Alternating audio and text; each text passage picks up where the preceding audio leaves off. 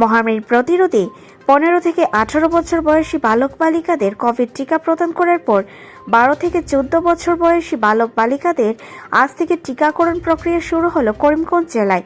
এই পরিপ্রেক্ষিতে বদরপুর আল-আমিন একাডেমি প্রাঙ্গণে কোভিড টিকা কর্বেভ্যাক্স প্রদান কর্মসূচি আনুষ্ঠানিক শুরুয়াত করেন করিমগঞ্জের উপায়ুক্ত মৃদুল যাদব। মহামারী প্রতিরোধে সরকার বিভিন্ন সময়ে যথোপযুক্ত পদক্ষেপ গ্রহণ করেন, তার জন্য বর্তমান সময়ে অনেকটা মহামারী থেকে পরিত্রাণ পাওয়া যায়, তার জন্য সরকারি ভূয়সী প্রশংসা করেন। 12 বছর থেকে 14 বছর বয়সী বালক বালিকাদের টিকা নেওয়ার জন্য অভিভাবকদের প্রতি আহ্বান জানানো হয়। মিডিয়া কর্মীর সাথে একান্ত সাক্ষাৎকারে জেলা শাসক এভাবে ব্যক্ত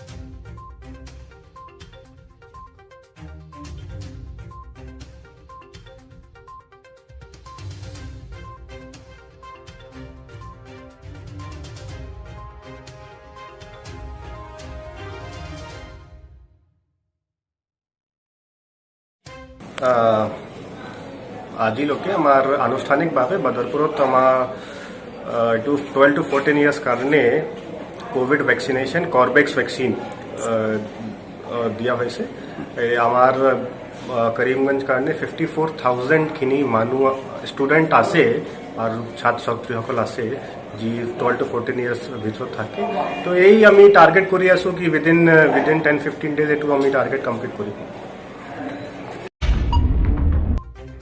বদরপুর সমষ্টির বরতল হেমারমুখ গ্রামের ভয়ঙ্কর সড়ক দুর্ঘটনায় মৃত্যু ফুজেল আহমেদ নামের নাবালক শিশুর। কাগজবিহীন পিয়াগো অটো নিয়ে বন্ধুর সাথে রাস্তায় বেরিয়ে আসলে চলতি গাড়ি থেকে পড়ে মৃত্যু হয় জালালউদ্দিনের আনুমানিক বছর 12 পুত্র ফুজেল আহমেদের। এই ঘটনার পর স্থানীয় সচেতন মহলে ক্ষোভ দেখাতে বরতলগাঁও পঞ্চায়েতের প্রাক্তন সভাপতি আব্দুল হান্নান সংবাদ মাধ্যমের সামনে প্রতিক্রিয়া ব্যক্ত করে বলেন, এই রাস্তায় নিত্যদিনই নাবালক শিশু গাড়ি চালায়, নাম্বারহীন কাগজবিহীন গাড়ি, এতে যাত্রীদের প্রাণের ঝুঁকি নিয়ে চলতে হয়। আব্দুল হান্নান প্রশাসনের নিকট অনুরোধ জানান, এইসব নাম্বারবিহীন কাগজবিহীন নাবালক গাড়ি চালকদের বিরুদ্ধে কঠোর ব্যবস্থা নেওয়ার জন্য, না হলে কোনোদিন এর থেকেও ভয়ঙ্কর দুর্ঘটনা সংঘটিত হতে পারে। এদের বয়স কত হইব? 13-14 বছর হইতে পারে। এই আমরা আসলাম তা বাড়িতে আমরা লইয়া গেছে, কইছে দোকানও যাইতাম, ও দোকানও গিয়া ঠান্ডা খাবাত গেছি, অন্তি ঠান্ডা উন্ডা লইয়ালে কইছে গাড়ি যাইতাম, ও তা গাড়ি আনাত যাইতাম। আর ও গাড়ি আনাত গিয়া কই স্টার্ট দেওয়া জানে না, বাদে লগে নিতে নিয়া স্টার্ট দিছি, স্টার্ট দিয়া বাদে ইয়া আইসি, আবার বাদে ও না স্কুলে কানো দাঁড়াইয়া টানিছে। গাড়ি চালানি খেয়ে আছেন? চালানি তো আছে জাবির চালানি নয়া চালাই আবো আইও টানে পর চিল্লাও আর হরুতাই কোখানো আছেন? এগো তো আগে বুয়া থাকে ওগুরে লইয়া যা রে, এ ওগুরে বাড়িতেই লইয়া যা রে বুঝলে তার পার্টনার আমারে দারু লয় না, বাদে আমি লগে গেলাম তে দোকান দিয়ে আমার 3 টাকাও নিছেন, মিঠাই খাইছো। তোমার নাম কেনা? আমার নাম শাকির। আর ছোট যে বাচ্চা যে মারা গেছে আজকে বুঝিয়া লেগু, আর যে গাড়ি চালানি আছিল এগু জাবির। আর গাড়ি কার আছিল গাড়ি গান? তো তার শাহিন তার বাইর না। বরাকভ্যালি পার্লার অ্যাসোসিয়েশনের ব্যবস্থাপনায় আসন্ন দোলযাত্রা উপলক্ষে এক দোল উৎসবের আয়োজন করা হয় বিজয় সংঘের মাঠে। এদিন দোল উৎসবের পাশাপাশি কয়েকজন বিশিষ্ট ব্যক্তিদের সংবর্ধনা প্রদান করা হয়। পরে এক সাংস্কৃতিক অনুষ্ঠানের আয়োজন করা হয়। এই সাংস্কৃতিক অনুষ্ঠানে বরাক উপত্যকার জনপ্রিয় বাউল শিল্পী বিক্রমজিৎ বাউলিয়া সহ বিশিষ্ট শিল্পীরা সঙ্গীত পরিবেশন করে দোল উৎসব আনন্দ মুখরিত করে তোলেন।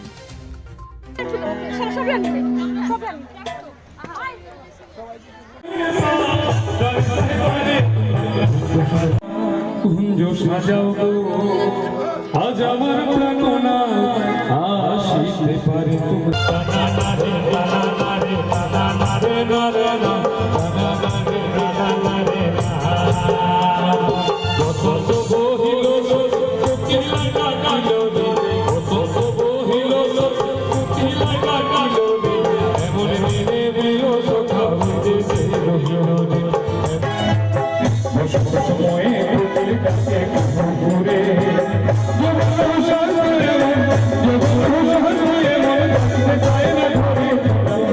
সাজাও গো আজ আমার প্রাণনা আসিতে পারে সাজাও গো আজ আমার প্রাণনা আসিতে পারে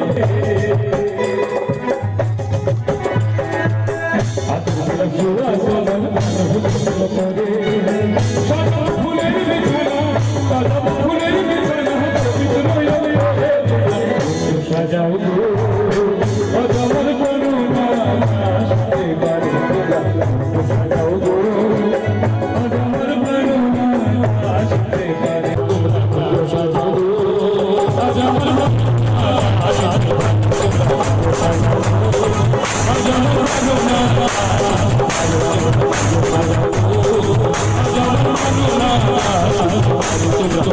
সাজাও গো আজ আমার প্রাণনা আজ আমার প্রাণনা আসিতে পারে আমার অ্যাসোসিয়েশনের পক্ষ থেকে। এবং এখানে উপস্থিত রয়েছেন অনিতা চৌধুরী, সমাজসেবী সাংস্কৃতিক কর্মী, তুলে দেবেন শিক্ষাচার্য জমিদাস।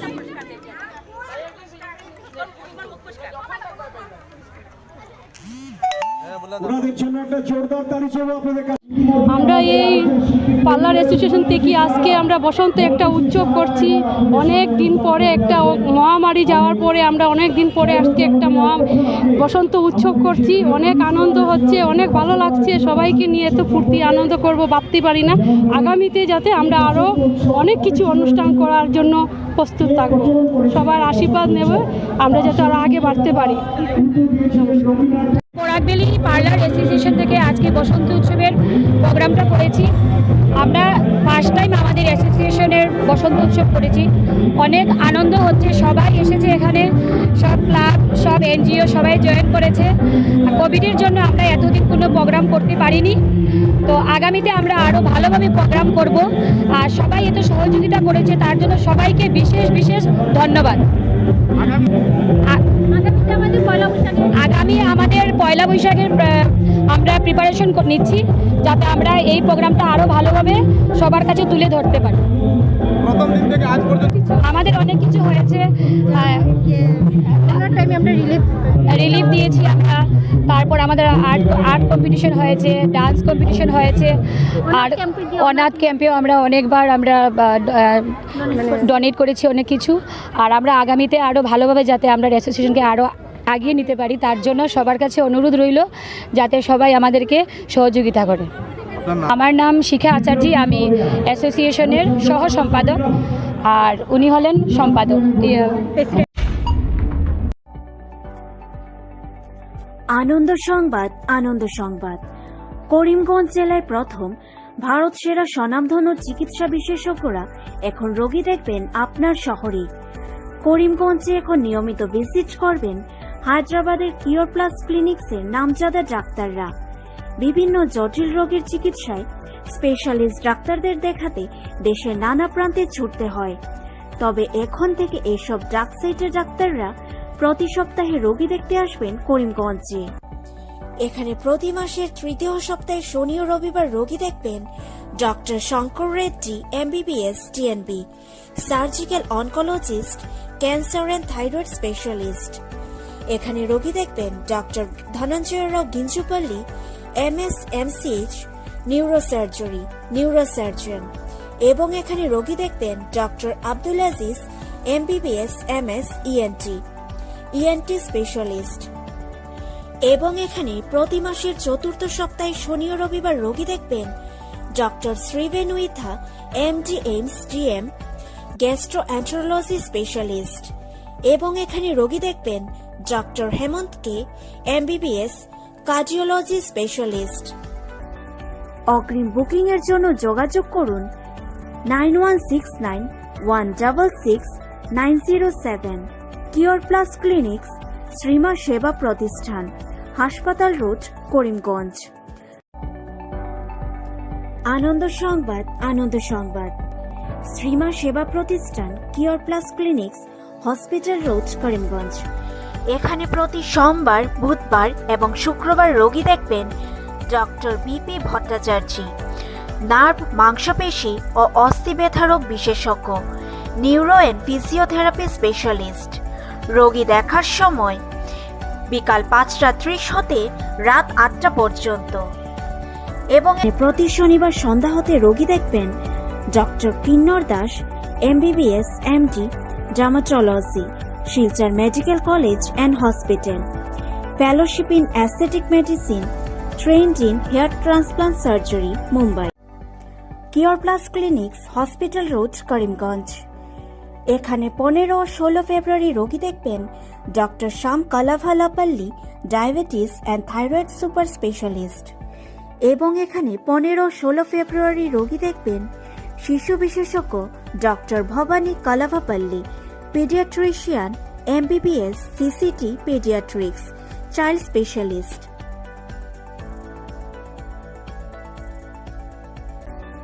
অগ্রিম বুকিং এর জন্য যোগাযোগ করুন 9169166907।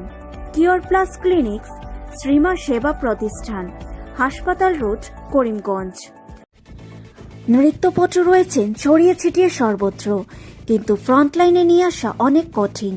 তাই সুপ্ত প্রতিভাদের বের করতে বিশেষ সুযোগ করে দিচ্ছে Danix dance academy. All India rural dance champion audition আয়োজন করতে যাচ্ছে করিমগঞ্জে। অডিশনের তারিখ রয়েছে 6 এপ্রিল 2022। রেজিস্ট্রেশন ফি রয়েছে 1000 টাকা। অডিশনের স্থান রয়েছে করিমগঞ্জের রেলওয়ে গেট সংলগ্ন আশীর্বাদ স্থিত RK একাডেমি। বিচারক হিসেবে উপস্থিত থাকছেন দীপিকা সোনি। বিজয়ী প্রার্থীদের সর্বমোট পুরস্কারের মূল্য রয়েছে 6,66,666 টাকা। ইচ্ছুক অংশগ্রহণকারীদের অবিলম্বে পঞ্জীয়ন করতে অনুরোধ করা হয়েছে। 9577118875 চলবাস নম্বরে যোগাযোগ করতে বলা হয়েছে। নৃত্য প্রতিবাদের সুযোগ না ছাড়ার জন্য আয়োজক সংস্থা থেকে সবার কাছে অনুরোধ জানিয়েছে।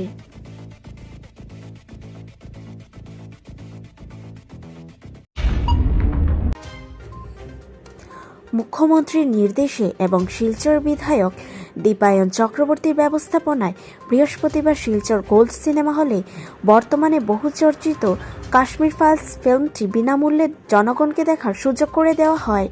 এদিন শিলচর শহরের জনগণ সহ বিজেপির জেলার কর্মকর্তারাও প্রত্যেক ব্লকের মণ্ডল কর্মকর্তারা এই কাশ্মীর ফাইল সিনেমাটি দেখতে উপস্থিত থাকেন।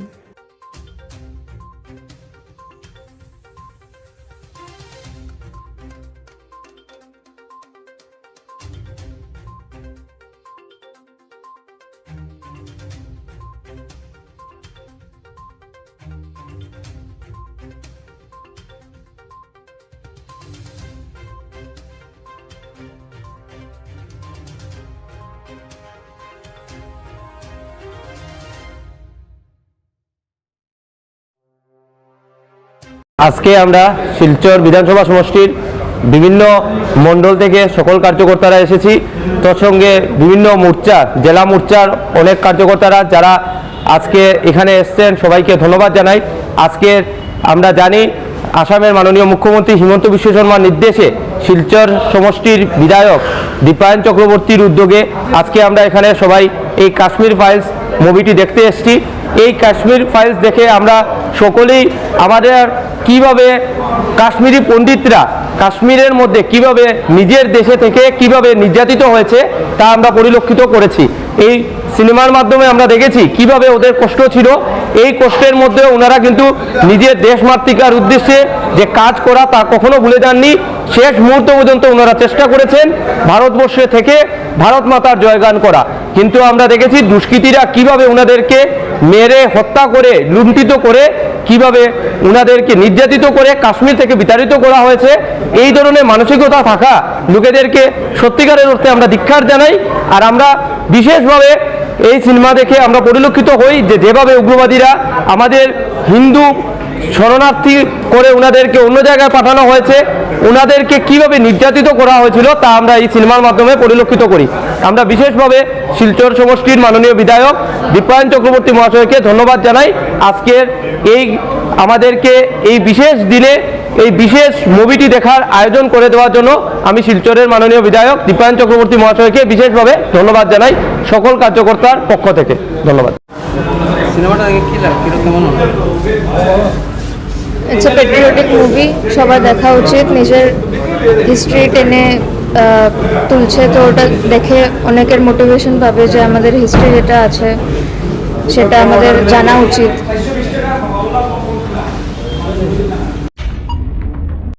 জলের জন্য অনেক সময় প্রত্যন্ত অঞ্চল এলাকায় হাহাকার পরিস্থিতির সৃষ্টি হয়। জল নেই রব শোনা যায়। তবে বর্তমানে কেন্দ্রীয় সরকার জল জীবন মিশন প্রকল্পের মাধ্যমে জলের অভাব দূর করতে বিশেষ ব্যবস্থা গ্রহণ করেছেন। প্রত্যেকের ঘরে ঘরে পানীয় জলের ব্যবস্থা করে দিতে প্রয়াস নেওয়া হচ্ছে। এমনটা হলে আগামীতে জলের হাহাকার ব্যবস্থা খানিকটা দূর হবে। অনেক সময় অধিক অর্থ ব্যয় করে পানীয় জল কিনে নিয়ে আসতে হয়, তা অনেকটা নিরসন হবে। যেহেতু জলের অন্য নাম জীবন, জল ছাড়া 1 মিনিট চিন্তা করা যায় না।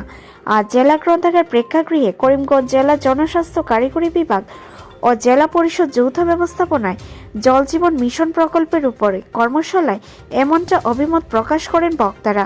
করিমগঞ্জের উপায়ুক্ত মৃদুল যাদব নিজের প্রতিক্রিয়া এভাবে উল্লেখ করেন, ঘরগুলো তৈরি করে দেওয়া হয়েছে, দেখভাল করার দায়িত্ব যেমন থাকে মালিক পক্ষদের, তেমনিভাবে জল জীবন মিশন প্রকল্পের আওতাধীন পানীয় জলের ব্যবস্থা করে দেওয়া হয়েছে। দেখভাল করার দায়িত্ব জনগণের। জলের সমস্যা নিরসনে বর্তমান সরকার প্রতিটি ঘরে ঘরে পানীয় জলের ব্যবস্থা করে দিতে বিশেষ ব্যবস্থা গ্রহণ করা হচ্ছে। তার জন্য সরকারের ভূয়সী প্রশংসা করা হয়। অন্যান্যদের মধ্যে জেলা পরিষদ সিইও রুথ লিয়েন্থা, জনস্বাস্থ্য কারিগরি বিভাগীয় বাস্তুকার বিশ্বজ্যোতি নাথ প্রমুখ বিশিষ্টরা সামিল ছিলেন। সভা শেষে করিমগঞ্জ জেলার 2টি এলাকায় জল জীবন মিশন প্রকল্পের আওতাধীন মৌচুক্তি হয়। चिल्ला रही थी, चीख रही थी, बोला कि तुम जल ऐसे दे वर सो हैप्पी। वो देख के हम सोचे ये क्या हो गया, तो बोला कि ये नायर पीएचई डिपार्टमेंट ने लगाया है, अभी थोड़ा पानी निकल रहा है। तो मतलब उन लोगों को खुशी देख के तो मैंने भी सोचा कि PHS is doing a good job, our government is doing a good job। और ये सब सिर्फ खुद गवर्नमेंट के लिए नहीं, गवर्नमेंट कर रहे हैं हम लोगों के लिए।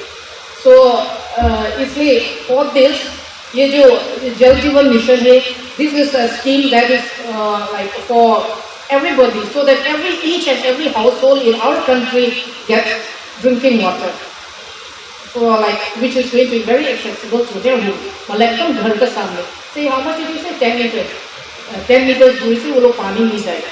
अभी पानी लाने के लिए अभी प्रॉब्लम क्या होता है, बेसिकली ये औरत और घर के बच्चे के लिए खूब प्रॉब्लम होता है, क्योंकि वो लोग बहुत दूर दूर से पानी खींचने पड़ता है। लेकिन अभी क्या with the help of with this mission, this JJM, अभी क्या है घर का सामने पानी आ जाए। तो इसमें खुशियाँ किसके लिए, सबके लिए, specially for the women. So लेकिन इसमें इसको सस्टेनेबिलिटी के लिए और PRI members are very essential here. अभी हमारा PRI मेंबर्स अगर वो लोग अच्छा से काम नहीं करेंगे तो ये फेलर हो सकता है। इसलिए मेरा रिक्वेस्ट है, जब ये वाटर यूजर्स कमेटी बनेगा, और बन भी चुका है in most of the cases, और उन लोगों को मतलब they have to give the 100% to make it sustainable. क्योंकि इसमें अगर वाटर यूजर्स कमेटी अच्छी तरह से काम नहीं करेंगे, ये स्कीम पूरा फेलर हो जाएगा, ये मुझे पता है। क्योंकि हम लोग ने बहुत से स्कीम्स देखते हैं, जब पूछते हैं कि कौन चलाते हैं, कमेटी चलाते। कितना PWFS रिफंड हो गया था क्योंकि कमेटी अच्छा से काम नहीं करते। तो government has decided to converge PhD department as well as the PMRD department, so that हम लोग एक साथ काम करके उसको सक्सेस बनाएंगे.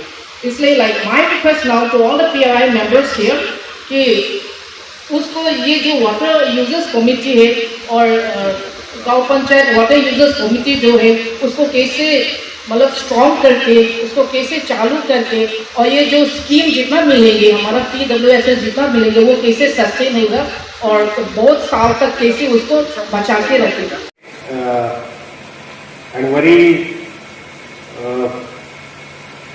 in the journey of Jal Jeevan Mission for Karimganj district. So आप ऐसा समझिए कि जैसे एक बिल्डर अपना काम करके बिल्डिंग बना के ओनर को जब घर देता है तो उस तरह का दिन है आज. PHE डिपार्टमेंट में स्कीम बना के कंस्ट्रक्शन करके पूरा इंजीनियरिंग सामान देख के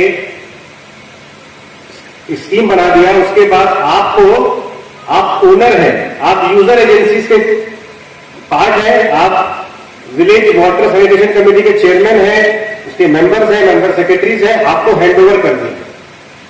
आज से उनका अधिकार खत्म हो जाता है और आपका अधिकार और आपका रिस्पॉन्सिबिलिटी चालू हो जाता है.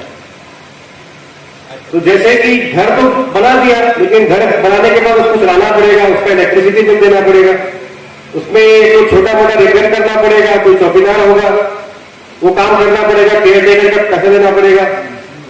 तो उसके लिए ये जिम्मेदारी के लिए एक पानी समिति है जिसके आप सभी मेंबर हैं और उसके बाद उसके ऊपर है village water and sanitation committee, उसके आप चेयरमैन हैं और डिफरेंट काइंड ऑफ आपका पद है उसमें. तो जैसे कि एक स्कीम चल रहा है तो उसका कुछ एक्सपेंस है और आपके सोर्स ऑफ रेवेन्यू है. उसका एक्सपेंस जैसे बताया कि 4-5 मेजर एक्सपेंसेस हैं. एक केयर टेकर है, मतलब मेजर एक्सपेंसेस में आप समझ लीजिए कि स्कीम का 15 से 20 हजार रुपये महीना मैक्सिमम खर्चा होगा. मैक्सिमम इतना भी नहीं होगा. छोटा छोटा स्कीम है यहाँ पे कुछ 200-300 ज्यादा है नहीं. 15 से 20 हजार महीना खर्चा होगा. उसमें कहाँ होगा, एक चौकीदार होगा, 7-8 हजार रुपये देना पड़ेगा. इलेक्ट्रिसिटी का कुछ बिल आएगा, कुछ केमिकल भी रिपेयर होगा या कुछ पाइप वाइप टूटेगा, कुछ होगा तो आपको कुछ करना पड़ेगा या रिकॉर्ड मेंटेन करना पड़ेगा, बिल करना पड़ेगा, पेपर का काम करना पड़ेगा. तो ये 4-5 आपका एक्सपेंसेस है. आपका सोर्स ऑफ फंड क्या है? तो ये स्कीम है एक पीपल ड्रिवन स्कीम. तो सोर्स ऑफ फंड का मेजर है आपका यूजर फीस. आपके एक स्कीम में 200 घर है, 300 घर है, कम भी है, ज्यादा भी है. अगर हर घर महीने का 30 रुपए, 40 रुपए, 50 रुपए देता है तो हो सकता है कि आपको जीपी फंड का जरूरत ही नहीं है. लेकिन अगर गैप फंडिंग बच जाता है, पैसा बच जाता है, तो उसके लिए आपका जो हमारा 15 फाइनेंस का टाइट फंड है फॉर वाटर, जिसको आप और कहीं खर्च नहीं कर सकते, जो जीपी लेवल पे भी है, एपी लेवल पे भी है, जेडपी लेवल पे भी है, वो सबका कॉन्ट्रीब्यूशन लेके जो गैप फंडिंग बचेगा उसमें उसको यूज करके हम स्कीम को चलाएंगे. और ये सरकार ने बहुत क्लियरली बोल दिया है कि आप 15 फाइनेंस का पैसा जब तक इस स्कीम को खर्च करने के अलावा आप नहीं खर्च कर सकते. बच जाएगा तो बिल्कुल आप खर्च करिए, आप वाटर टैंक बनाइए, तारा पंप करिए, रिंग वेल करिए, बाद में करिए, लेकिन पहले ये स्कीम चलना चाहिए. एंड आप लोग अभी ऐसा में ओनली 30% घरों में पानी गया है. आपके गांव में बहुत पहले गया है. आपके पास एग्जाम्पल सेट करने का बहुत मौका है. और अभी आप लोग ये बोलेंगे कि असम में पानी के लिए पैसा कौन देता है, कौन देगा 30 रुपए महीना, 50 रुपए महीना. लेकिन पहले हम लोग इसके बारे में ये भी सोचते थे कि पानी का पैसा देता ही कौन है. लेकिन अभी हम लोग रेलवे में ट्रेवल करते हैं तो बिस्लरी का बोतल खरीदते हैं, 10 रुपए का, 20 रुपए का बोतल खरीदते हैं. तो जब वो 20 रुपए का बोतल खरीदते हैं वो तो सिर्फ 1 लीटर पानी है. यहाँ पे आपको 55 लीटर पानी मिलेगा पर डे फॉर 30 डेज. तो क्यों नहीं देगा लोग? 50 रुपए महीना, क्या ऐसा प्रॉब्लम है किसी का देने में? दे नहीं सकता है. आप लोग इतना हमको ये बताइए कि आपके बच्चों के स्वास्थ्य के लिए अच्छा है और 50 रुपए महीना इतने का तो उन लोगों को पान खा जाता है, सुपारी खा जाता है, क्यों नहीं देगा? और सरकार का जो सोच है वो ये है कि चलिए 1 महीने नहीं दिया, 2 महीने नहीं दिया, हमने इसको जीटी फंड से चला लिया, लेकिन 2 महीने उसकी आदत लग गई है,